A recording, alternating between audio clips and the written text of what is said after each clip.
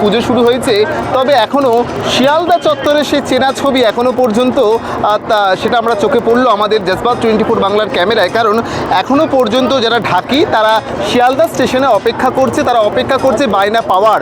দূর দূরান্ত থেকে এসছে, তবে যারা ঘরোয়া পুজো করে তাদের এই ঢাকবালাদের তারা নিয়ে যায়, ঢাকিদেরকে তাদের বাড়িতে নিয়ে যান এবং পুজো কটা দিন তারা সেখানেই থাকেন এবং সেখানে তারা নিজেদের কাজকর্ম করেন। তবে এখনও পর্যন্ত তারা এখনও অপেক্ষার প্রহর গুনছে, এখনও পর্যন্ত তারা বায়না পায়নি। তবে তাদের বর্তমান কি অবস্থা, এখন বাজারের কি অবস্থা, যারা বায়না দেয় তারা কি বলছে এবং যারা বায়না নেয় তারা কি বলছে, সবার মুখ থেকে শুনবো এখন বর্তমান পরিস্থিতি কি।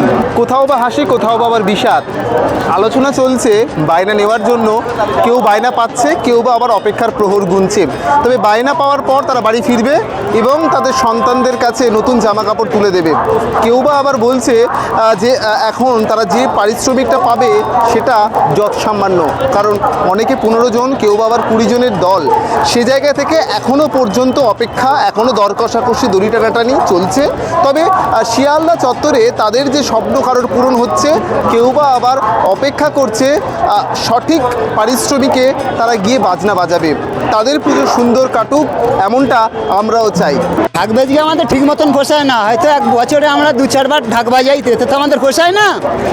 তা পুরোহিতদের ভাতা করেছে সরকার, আমাদেরও ভাতা করে দেওয়ার জন্য আমরা বলছি, আপনাদের কাছে আবেদন রাখছি, আমাদের ঢাকিদের ভাতা করে দিক সরকার। আশা বাল বাচ্চা খাবে, 2 পয়সা ইনকাম করলে বাড়ি গিয়ে জামা কাপড় কিনে দিতে পারবো, তারাও খেতে পারবে। ওই জন্যই আমাদের কাছে একটা আশা এইছি এখানে 2 পয়সার জন্য। কোথা থেকে এসছেন? ভাঙড় থানা। যেখানে দেখছেন যে প্রচুর সাধারণ মানুষ প্যান্ডেলে ঘুরতে যাচ্ছে নতুন জামা কাপড় পরে, সেই জায়গা থেকে দুঃখ হয় না আমাদের ছেলেপুলেদের তো এখনও নতুন জামা কাপড় তাদের কিনতে পারেনি, এখন এইটা রোজগার করার পর তারপর যাবেন বাড়িতে, কি পরিকল্পনা কি রয়েছে? আমরা এই পয়সা ইনকাম করবো, বাড়ি গিয়ে বাচ্চা কাচ্চা নতুন জামা প্যান্ট কিনে দেবো। আমরা তো সে সমর্থ আমাদের নেই, আমাদের তো ইনকাম যেরকম কম সেরকম খেতে হবে। মানে পুজোর পরে গিয়ে আপনারা বাচ্চাদের জামা কাপড় কিনে দেবেন? হ্যাঁ, বাচ্চাদের জামা কাপড় পুজোর পরে। কতজন আপনারা দলে রয়েছেন? আছে ওখানে 10-12 জন আছে। আর সবার ভাগে কত টাকা করে হয়? ওই হয় 10-15 হাজার টাকা করে, 15,000, কারো 20,000, যার যেরকম। এখান দিয়ে একটা ফাইনাল হয়, পয়সা কার 20,000 হয়, কার 15,000 হয়। ভাগ্য, কার ভাগ্যে কী আছে কিছু বলা নেই, কেউ অনেকে বাড়ি চলে যাবে। পুজোর সময় এই বায়না পাওয়াটা যে কী পরিকল্পনা, মানে এই বায়না পাওয়ার পর কী করবেন? মানে 4 দিন বাড়ি এখানে কাজ করলেন, তারপরে জোগাড়ে কাজ করি, তারপরে এই পুজোয় ধরো এই আশা করে আসি আমরা বাজাতে, গরিব মানুষ আমরা বাচ্চাদের জামা কাপড় কিনে দিতে পারি না গো, যে এবারে এই বাজনায় মানে ইনকাম করে নিয়ে গিয়ে বাচ্চাদের জামা প্যান্ট কিনে দেবো, সেই আশা করে আমরা আসি। আর আমি জোগাড়ে কাজ করি, আমার নাম বিষ্ণু দাস, ভাঙড় থানায় বাড়ি। খুশি? হ্যাঁ, অবশ্যই তো খুশি হবো না, মায়ের নামে এসেছি, খুশি হবো না? সারা বছর অপেক্ষা করে থাকেন?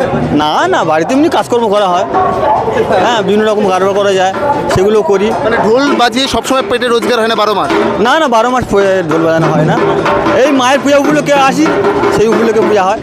কি মনে হয় এই সময়টা, এই রোজগার যেটা করবেন সেটা নিয়ে কী করেন?